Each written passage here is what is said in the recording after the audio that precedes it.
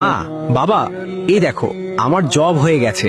এখন থেকে বাবা তোমার আর কাজ করা লাগবে না। ভাইয়া, কি বলো?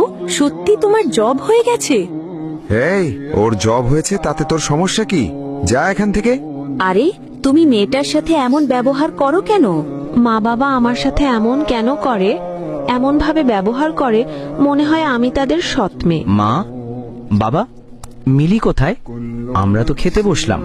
ও কি খাবার খাবে না? না, মিলির পেটে মনে হয় ক্ষুধা নাই। ক্ষুধা থাকলে আসতো। তোরটা তুই খা।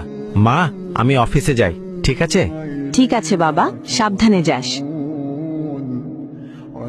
মা, বাবা, এই নাও, আজকে আমি বেতন পেয়েছি। কি বলছো বাবা, সত্যি? দে দে। মা, আমাকে একটা 3 পিস কিনে দিবা? এই গেছো সেখান থেকে, কয় টাকা কামাই করে রাখছিস? হ্যাঁ, আচ্ছা শোনো, ছেলেটা তো অনেক কষ্ট করে আমাদের জন্য। এক কাজ করি, ছেলেটাকে সব জমি লিখে দেই। মেয়েটা তো পরের বাড়ি চলে যাবে, ওর লাগবে না। আচ্ছা, তাহলে কালকেই পাটোয়ারি সাহেবকে ডাকো। পাটোয়ারি সাহেব, আপনাকে আসতে বলছি এই কারণে যে আমরা কখন মরে যাই